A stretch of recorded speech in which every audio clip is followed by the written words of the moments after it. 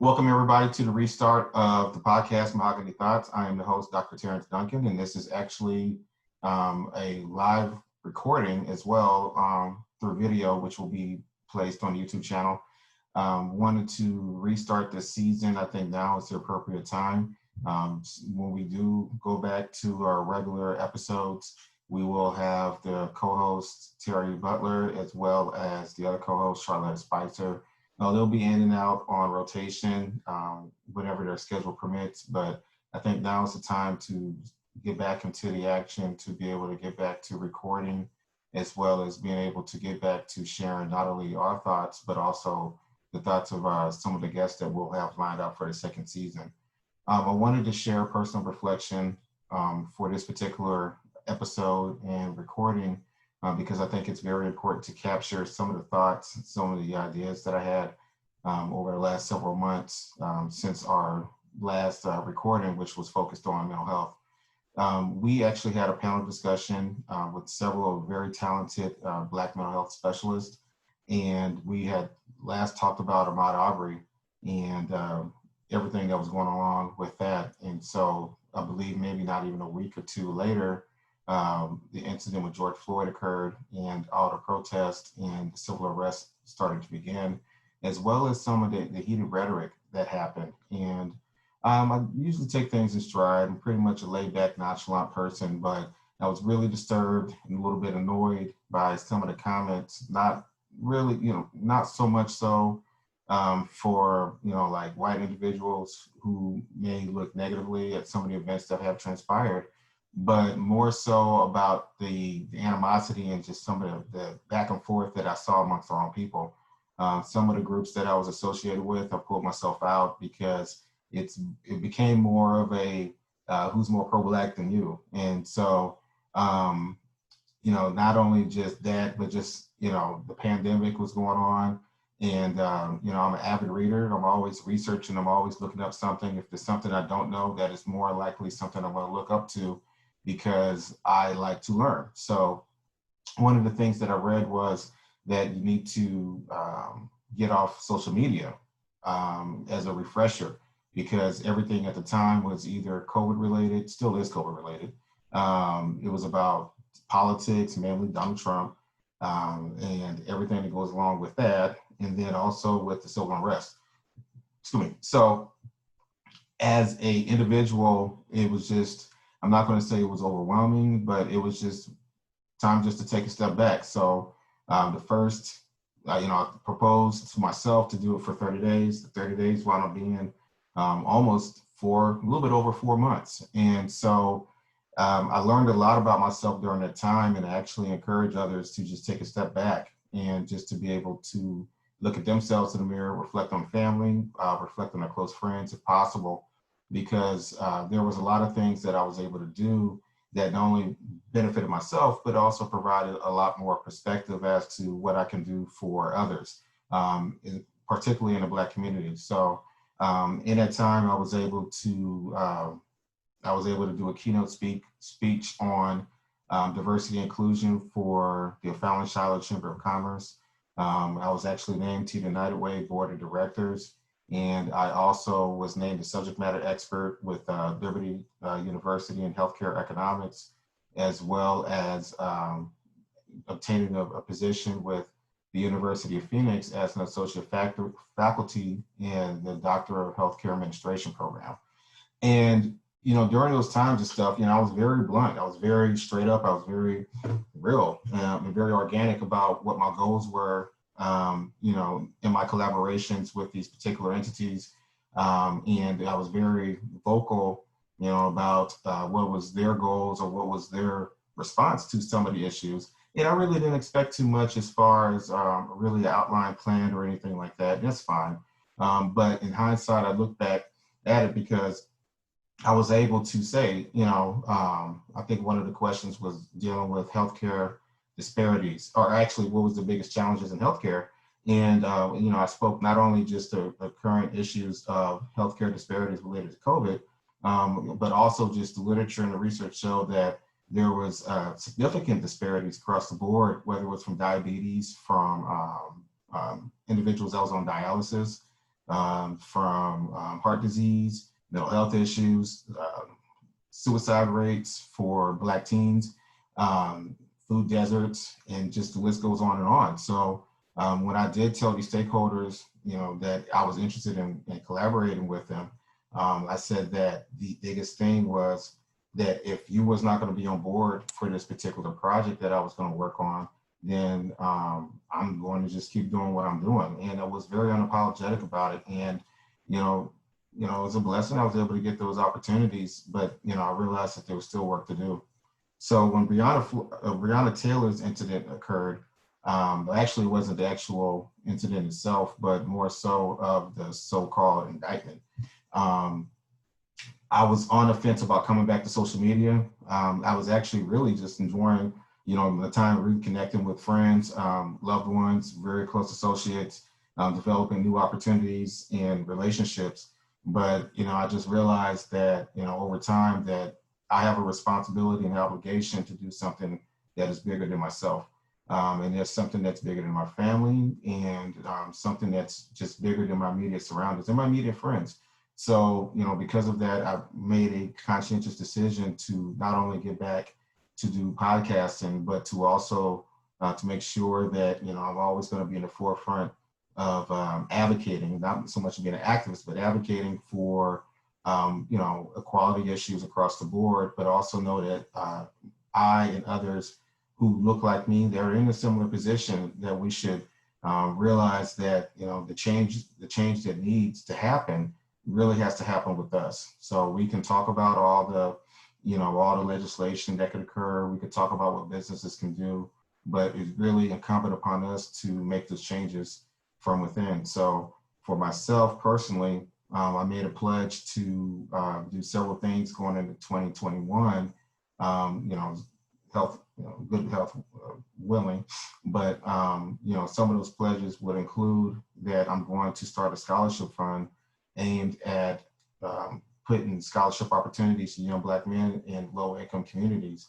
The research shows that Black women are actually earning their degrees at a faster rate than Black men. It's actually been going on for decades, to the point where I believe offhand it's like almost 110,000 Black women are earning their doctorates compared to 70,000 Black men, or actually it was a master's degree. But at the rate that the trend continues to go, you're going to continue to see that disparity from within in our own educational gap.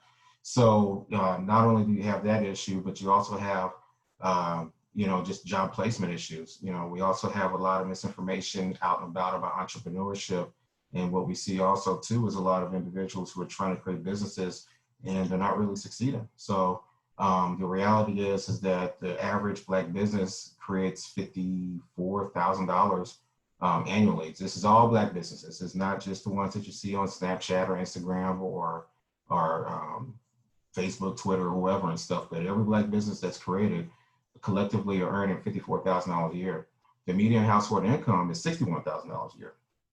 And so what that shows is that many of the Black businesses, that in the quest to attain economic and financial freedom, which I believe that all of us are willing to do, you're seeing that they're not really have the capability or the resources to truly invest into their future, their financial future, nor do they, at least the number of many Black businesses that I have interacted with, and just not even just Black, but just even small businesses in general and stuff.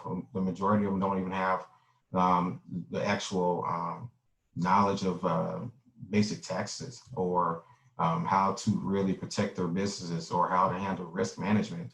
So there's a lot of nuances that goes along business instead of just saying I have an LLC or I have an insurance or I have a website.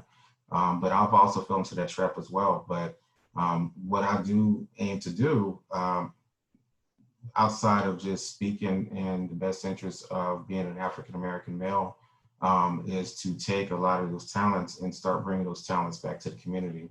So creating a scholarship will provide an opportunity for young Black men, and more details will be later. But the scholarship will help get these young Black men in these low-income communities as a pathway to avoid prison, crime, or other mental health related incidents that could stem from systemic poverty, and give them an opportunity to find jobs or create jobs that are very beneficial for not only them, but for their families, but also for their money to get back to their community. Because a lot of the suburban communities and a lot of communities in general that you see that thrive off small businesses actually drives about 70 to 80% of economic activity for every municipality.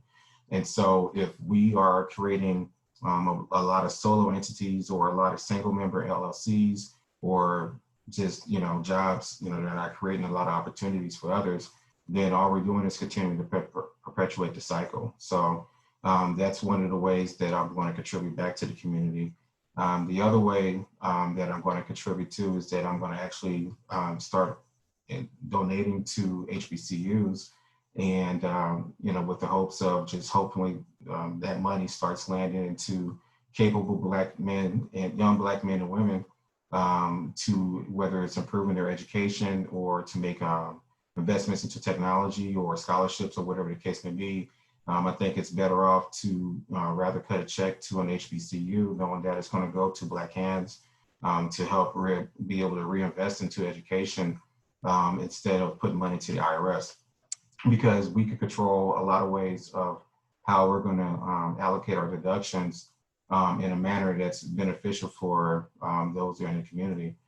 Some of the other things too that I'm going to commit to is also to refrain from speaking negatively about another Black man or woman publicly, and just to show how it is to young Black men and women, and also to older Black men and women, how it is to be a king. And we always say that we're kings and queens, but we rarely act like one.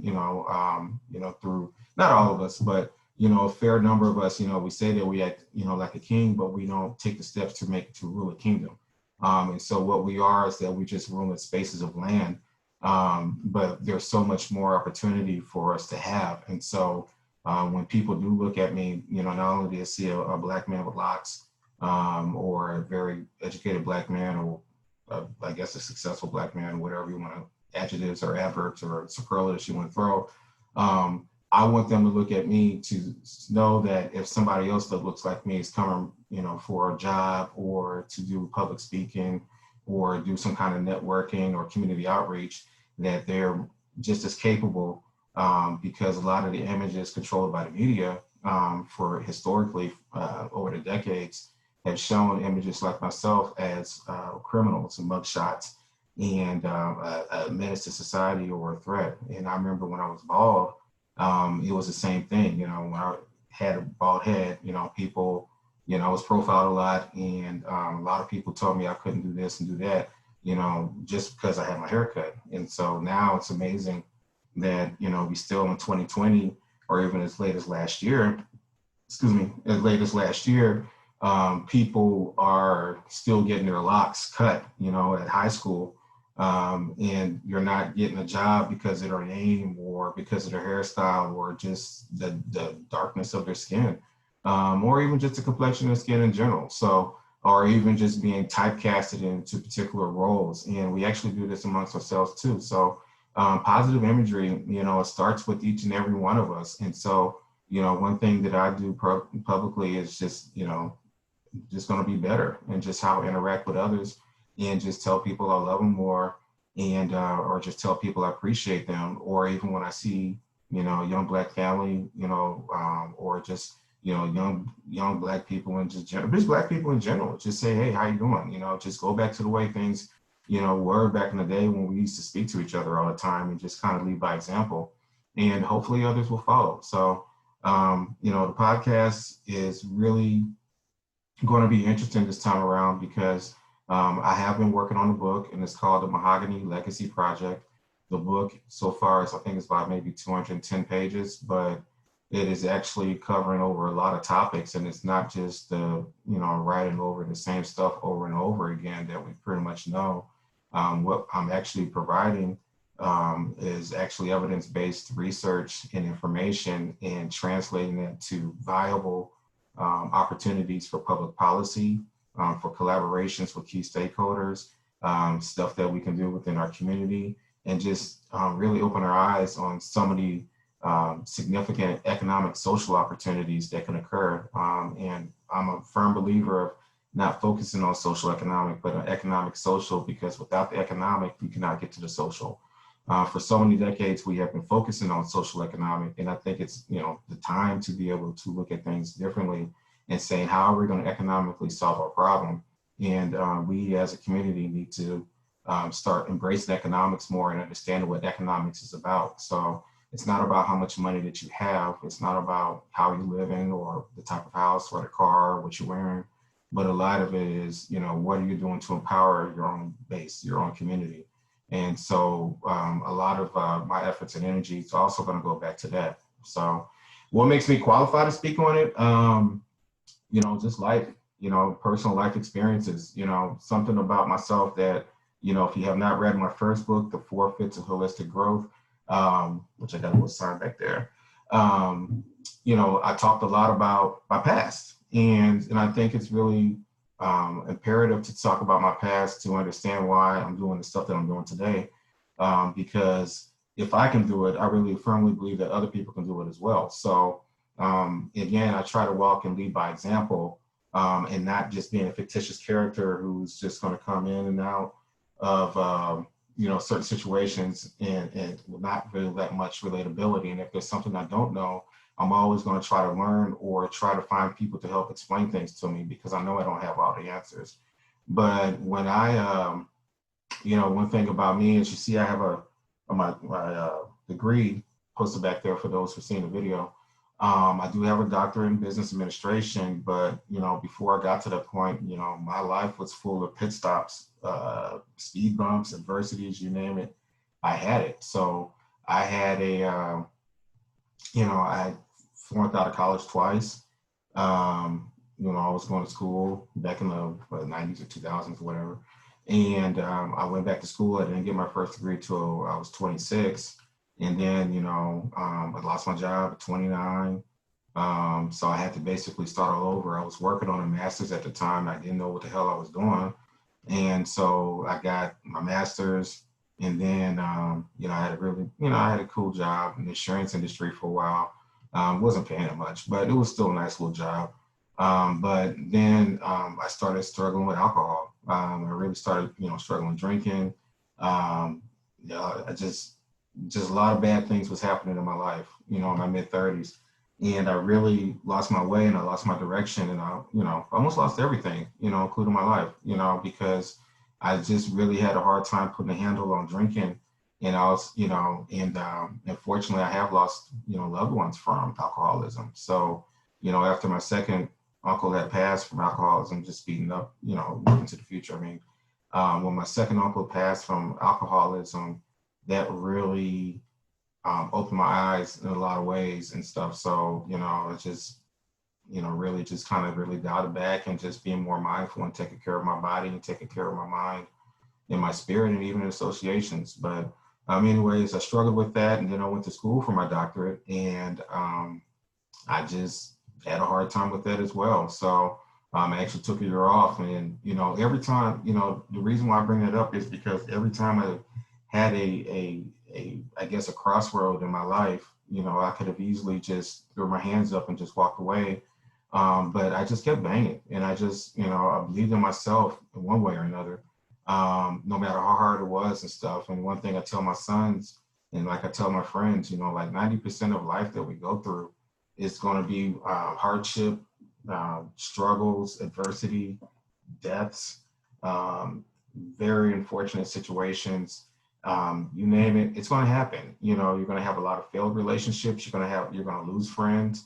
You're going to lose money. You're just going to make a lot of bad decisions. But the 10% is what makes you great. And so what I realized over time is that if I focus on the 10%, then I'm able to achieve more. And I still know that I'm going to make mistakes. I know I'm not perfect. I know there's some that knows me well and says, you know, well, we'll see who's going to do later. But, you know, but there's some that's like, well, they really don't know nothing about me.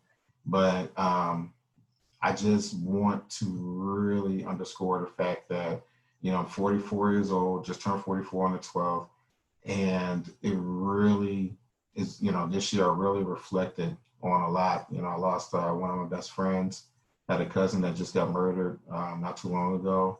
Um, I lost an uncle, lost my job, so I had to always, it seems like I'm always in a state of reinvention. And I realized rather than having that beat me up, I realized that state of reinvention is just part of life. And so for those who are struggling through hard times, who's lost a loved one, who's really struggling to keep the lights on or whatever, don't give up because, you have to continue to reinvent yourself as long as you're able to breathe and as long as you're able to, wake up every morning, you should be able to keep fighting and keep banging and just, do what you need to do to survive. And then when you do make it, find out how not to get back to that point again. And I know it's easier said than done, but it can happen. And, that's the point of the book. And that's really my point of my walk in life is that you can overcome so many things if you put your mind to it. But you have to do it for yourself. You can't have your friends do it. You can't have your husband. You can't have your wife. You can't have your cousins or your kids to motivate you. You have to, you can use it as a source of inspiration, but really it has to come from within. You have to get up every day and you have to put in the effort and you have to put in the work. And that even comes as far as making significant changes. So for all those who are currently actively involved in organizations, about affecting change and you feel like that, there's times that there's struggles, don't give up. For those who are struggling with school or struggling with their finances and they want to be able to have something to leave behind, you're more than welcome to do so. So anyways, this, just a recording in a podcast. I just wanted to kind of share some thoughts. I'm glad to be re-engaged again with a fresh mind. I'm really looking forward to diving deeper into the book over the next several months. I anticipate that the book should be released probably around Black History Month, whenever I can get the time to finish writing it, because I am very busy. But, in the meantime, I'm going to get some really nice, really nice conversations going, just the way that we ended the first season of Mahogany Thoughts with the panel. So special shout out to, Tessie Amos, Cecilia Carter, Carmel Brown, Tyler Roy, Etoya White, and my co-host, Terrence Butler and Charlotta Spicer. And I hope I didn't forget anybody. So if I did, please forgive me on that, but, I heard some of the positive results that happened from that podcast. That I wasn't even really, I kind of found out secondhand, but it was really dope because of the fact that, just connecting that energy really paid dividends. And I know, if I recall correctly, some people did start seeking some of those counselors and asking advice. So we're going to really change the format a little differently where we're going to try to live stream as often as possible while we're doing the actual audio recording. And we're actually going to try to have it interactive where we can have people ask questions. So other things that I'm gonna do, like I said, I'm going to do the Mahogany Thoughts podcast. I will be developing several classes that's geared to providing the education that I teach pretty much on a day-to-day basis at school and give it back to the people for a reasonable price. So at some point in 21, you'll also see a variety of classes. I wouldn't call it a university, but it will be basically a master level education and everything from finances, business, entrepreneurship, economics, just whatever it is, they'll be tailored for the Black community to take, the process, to digest, to have, to be able to do it. And the reason to do so is to be disruptive of education because most people fear going to school. I don't say fear going to school. Most people are cautious about going to school because of the price or the actual, cost of student loans. So we're going to have a conversation on that. And I'm going to bring a couple of minority college professors, Black college professors on the show to be able to speak about education and just how to find different educational opportunities. There's some schools that they may charge for a master's program for $25,000, but if you really look hard enough, you can find an online program for as low as $12,000. So, we could talk about how you get a return of investment from making smart business moves. And, you can also one of the classes that will actually show you not only about financial literacy, but also understanding that you can still be a business person without actually operating a business. It's more of a mindset. So for a lot of people that's running around chasing their tails and starting a business, you know, you don't even realize, they may not realize how much money is lost trying to pursue their business passion. And I'm not knocking that, you know, but that's the reality. You know, but there is also opportunities for those to make money and to grow their next steps on financial legacy by just doing a regular 9 to 5. And there's a lot of ways to go about doing it. So we'll talk about that. So much information to give. You know, some of it will be free. Some of it is going to have to be it's going to have to be paid for. But you know, by the end of the day, I think the education is very beneficial. And I don't think that I can change the world. I just hope that I can affect 5 to 10 people, you know, and being able to help them build their retirement account, help them get their first property or two, to understand how to maneuver and manipulate their money in a way that they have long-standing income for you know, years to come, and even something to pass down to their children. And also we'll build a you know, together we'll build a network of individuals that are able to help out. You know, like it's nice to pick up the phone and ask somebody about taxes. You know, 10 years ago, I didn't have that connection. But, you know, I'm good without all this. I don't need to do anything else. But just, I feel like it's an obligation, because these brothers up here on this wall, you know, they sacrificed so much. They didn't have to. They could have just easily kicked back. And I'm not saying that I'm going to be as dope as them. But you know, there's so much information to share, and you got to have a passion for it. So that's my passion.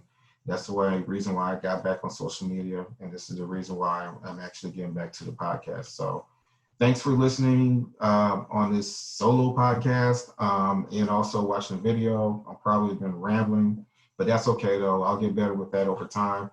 I look forward to interacting with you guys more on social media, and also interacting with you more in person. I really hope that you guys take the time to listen to the podcast, and keep an eye on the YouTube channel, and also go on my website, www.drtduncan.com, www.drtduncan.com. On there, you'll see information about my bio, you'll see my books, you'll see my podcast, you'll see my random pictures from some of my activities I have, and just some of my blogs that I've you know, wrote in the past.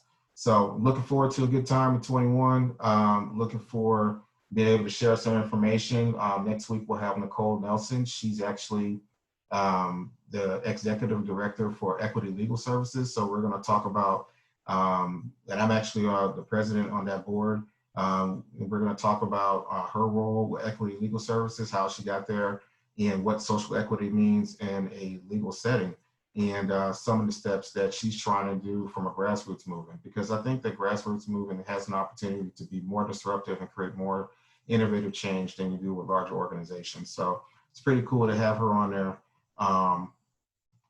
And then also the week after that, we'll have some more individuals. We'll talk about voting before the November 3rd election. We're going to not only talk about the issues going into the general election, but we're also going to be talking about the history of voting, voter suppression, and just, you know, the importance of not only voting for the general election, but also voting every year thereafter, because your municipalities, your state and local governments are just about as important as who's the president of the United States. So thank you again for listening to me. I hope you guys have a good night. God bless. And I will look forward to hearing from you later. Peace.